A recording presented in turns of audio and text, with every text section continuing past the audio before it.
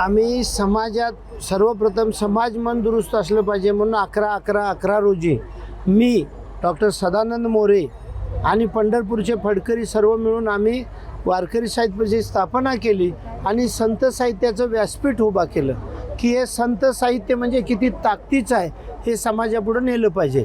त्यावेळी आमच्या लक्षात आलं की काही मंडळी आपल्या भौतिक परिस्थितीला किंवा आपल्या कुटुंबावर आलेल्या आर्थिक संकटाला गोंधळून घाबरून सामाजिक बदनामी होईल अशा भीतीतून आत्महत्या करतात आणि विशेष म्हणजे ते संतभूमी मराठवाड्यातले शेतकऱ्यांचं प्रमाण जास्त आहे। मग खोट्या प्रतिष्ठेसाठी मोठं लग्न किंवा शेतीची प्रगती हे दोनच कारणं मला जाणवली। आता isakal.com आहे देशातील नंबर 1 ची मराठी न्यूज वेबसाईट। प्रत्येक अपडेटसाठी isakal.com ला नक्की भेट द्या। पण मी 14 साली 76 तालुक्यात फिरलो आणि त्यावेळी मी एका कुटुंबात विचारलं की अहो तुम्ही तुमच्या दारातला माणूस कसं काय शेतकरी आत्महत्या केला, उमर गेला होता। तो म्हणाला तो 6 महिन्यापासून सांगत होता परवा केला। मग तुम्ही काय वाट बघत होता काय? मंट्याला एकाने पत्रिका छापून आत्महत्येला बोलवलं उद्या 5 वाजता या म्हणून। लोकांना चेष्टा वाटली पण त्यांनी केली। मग हे नेमकं काय आहे? बरी ही संत भूमी आहे, ही अत्यंत पवित्र भूमी आहे आणि ह्या भूमीत असं का घडावं आणि जगाचा पोशिंदा बळीराजा हे का करतो? आणि मग आमच्या लक्षात आलं। मग आम्ही काय केलं, गाव तिथं महिला हरिपाठ मंडळ संत मुक्ताई जनाई बहिणाई महिला हरिपाठ मंडळ स्थापन केले आणि आमच्या लक्षात आलं की आपण पहिल्यांदा जाऊन हे समाजात जागृती करू आणि लोकांना असे सांगू की समस्या म्हणजे जीवन नाही, तुमच्या जीवनामध्ये तुम्ही बायको मुलं आई वडील यांना वाऱ्यावर सोडून आत्महत्या करू नका आणि तुम्ही त्याला धीराने सामोरे जा आणि मग ह्या संतांच्या प्रमाणातून आनंदे निर्भय असो भलते ठाई सुखदुःख आम्हा नाही चाड, ते आमचं न लगे रुसावे अनेका बहुता आपल्या संचिता वाचून या।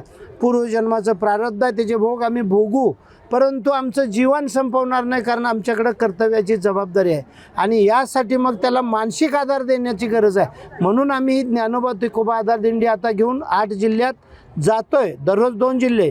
पण ह्याच्यावर आम्ही थांबणार नाही तर गावोगावच्या अशा पद्धतीच्या आमचे काय मनाने थोडी भेदरलेली बंधू असतील तर त्यांना आम्ही सांगणार आणि वेळ पडली तर त्यांना आम्ही आर्थिकसुद्धा मदत करणार। या भूमिकेतून ही आधार दिंडी आम्ही मराठवाड्यात घेऊन फिरत आहे।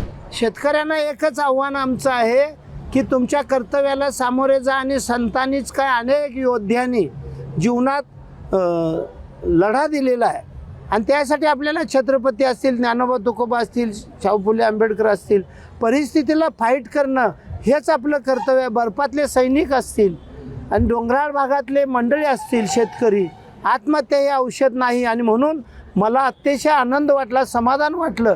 खऱ्या अर्थानं मी विठोबाई साक्षीनं सांगतो या संतभूमी मराठवाड्यातले सगळे पत्रकार आम्हाला इतकं या भूमिकेला उचलत आहेत आणि ते आम्हाला शाबासकी देत आहेत, हे आमचं यश आहे। पण दुर्दैवानं काही मराठवाड्यातले शिकलेले मंत्रालयात असलेले अधिकारी म्हणाले तुम्ही जाऊन काय करणार, तुम्हाला विचारून करतात काय? मी म्हटलं लगेच समजतं आहे आणि आमचे लोक शोधून काढतील, आमच्या महिला भगिनी, आमचे वारकरी बंधू। आणि म्हणून मी ज्ञानोबा तुकोबाची शपथ दिली की आता तुमचीही जबाबदारी राहील की संतभूमीमधला एकही शेतकरी हवालदिल होऊन आत्महत्या केला नाही पाहिजे आणि त्यात आम्ही यश मिळवणार। फक्त आपण पत्रकार बंधू ज्यांच्यामुळं हा समाज सुरळीत चालतो आमच्या पाठीशी राहा एवढीच प्रार्थना करतो। ह्या भूमिकेच्या ह्या विचाराच्या रामकृष्ण हरी। देश विदेशातील प्रत्येक घडामोडींचे लाईव्ह अपडेट मिळवण्यासाठी आता साम टीव्हीच्या सर्व सोशल मीडिया प्लॅटफॉर्मला लाईक, फॉलो आणि सबस्क्राईब करा। तसंच सर्व नोटिफिकेशनसाठी बेल आयकॉन प्रेस करायला विसरू नका।